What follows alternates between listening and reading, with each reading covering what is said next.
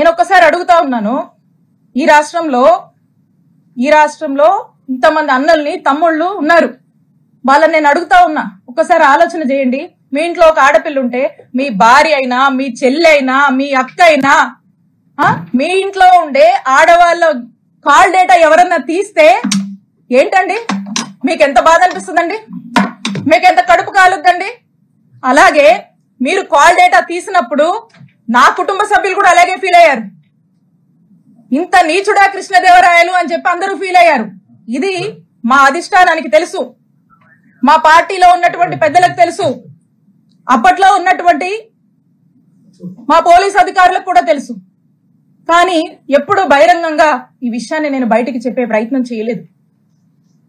ఇది జరిగినప్పుడు మా నాయకుడు జగన్మోహన్ రెడ్డి గారికి ఇంత మెయిన్ మెంటాలిటీ ఉన్నటువంటి ఈ వ్యక్తి ఈ విధంగా నన్ను ఇబ్బంది పెట్టి ఈ విధంగా చేశాడు అని చెప్పి, కాల్ డేటాలు తీస్తాడా అని చెప్పి నేను మా ముఖ్యమంత్రి గారికి షేర్ చేసుకున్నప్పుడు 4 గోడల మధ్య జరిగినటువంటి విషయం.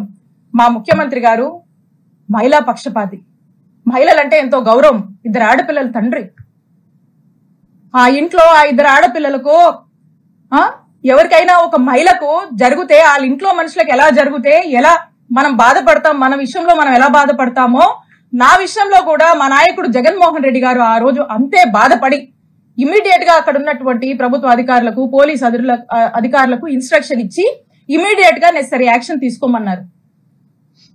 ఇమీడియట్ గా నిమిషాల్లో ఆ రోజు ఇక్కడ పనిచేసినటువంటి డిఎస్పీని, ఇక్కడ ఉన్నటువంటి సిఐని పిలిచి పోలీస్ అధికారులు మాట్లాడితే ఆ పోలీసులు ఏం స్టేట్మెంట్ ఇచ్చారండి? Upon the pressure of honourable MP Narasaraopet Lavu Krishnadevarayalu, upon his instructions మేము ఇది తీయాల్సి వచ్చింది అని చెప్పారు. నిమిషాల్లో సస్పెండ్ అయ్యారు ఆ పోలీసులు. ఇది చాలా మందికి తెలుసు. ఇదేదో వీళ్ళేదో కట్టుకదల్లి నా మీద ఏమాత్రం కూడా పస లేకుండా, సబ్స్టెన్స్ లేకుండా నా మీద ఏదో కేసు పెడితే నేను మాట్లాడట్లేదండి.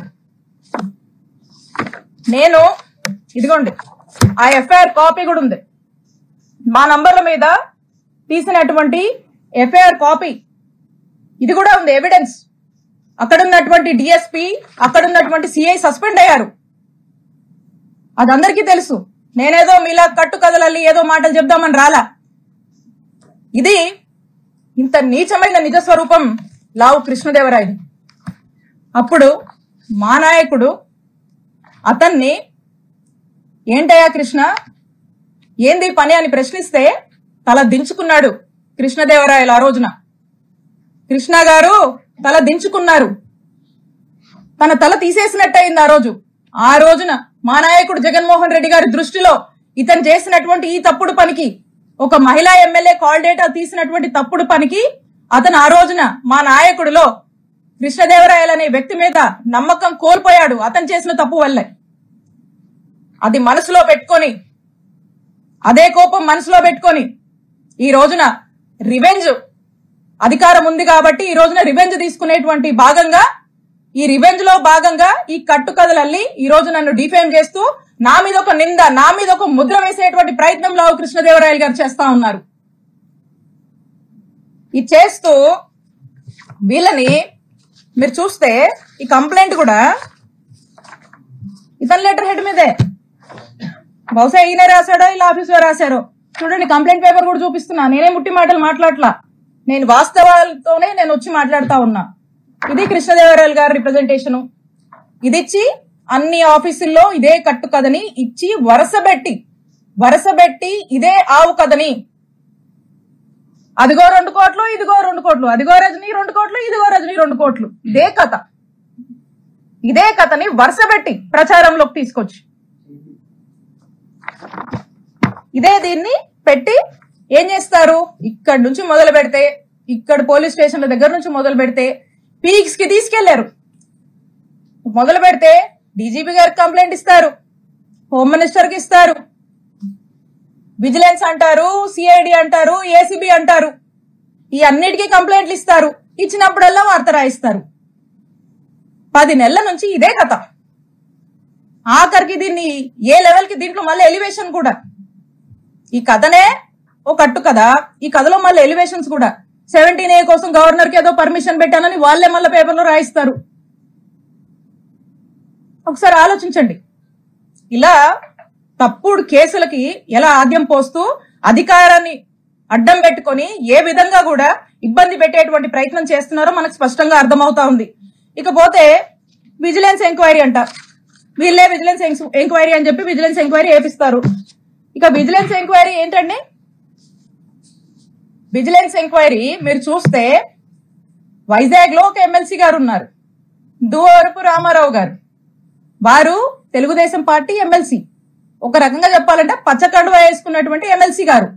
వారి కొడుకు నాగశ్రవణ్ గారు ఇక్కడ ఉన్నటువంటి గుంటూరు జిల్లా ఎస్పీ గారు.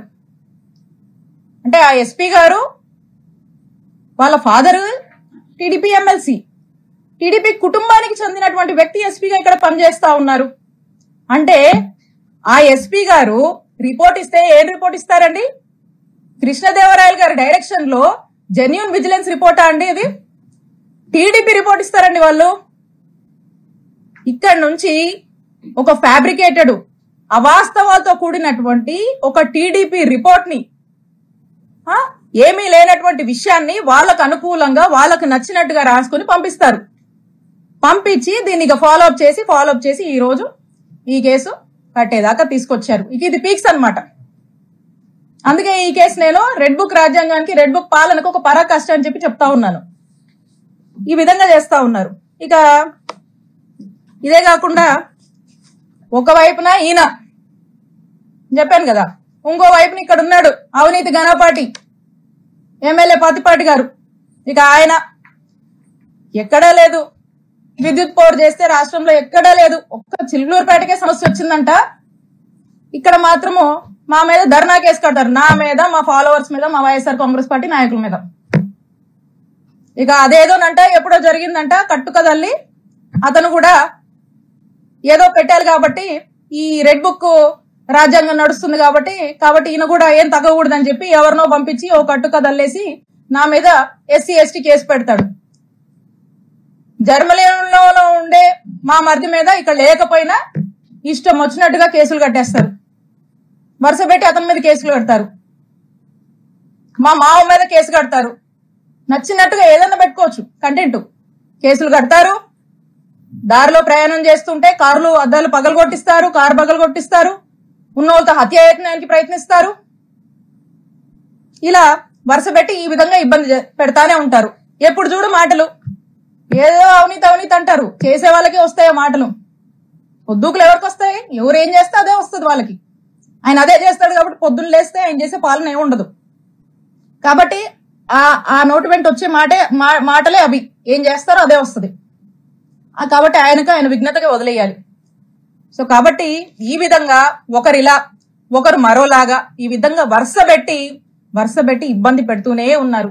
నేను చెప్తా ఉన్నా, ఇక్కడ ఉన్నటువంటి ప్రతి ఒక్కరికి తెలుసు, ఇక్కడ ఉన్నటువంటి ప్రజలందరికీ తెలుసు ఎవరు ఏ నేచర్ ఉన్నటువంటి వ్యక్తులు, ఎవరు ఎలాంటి విలువలతో రాజకీయాలు చేస్తారు అని.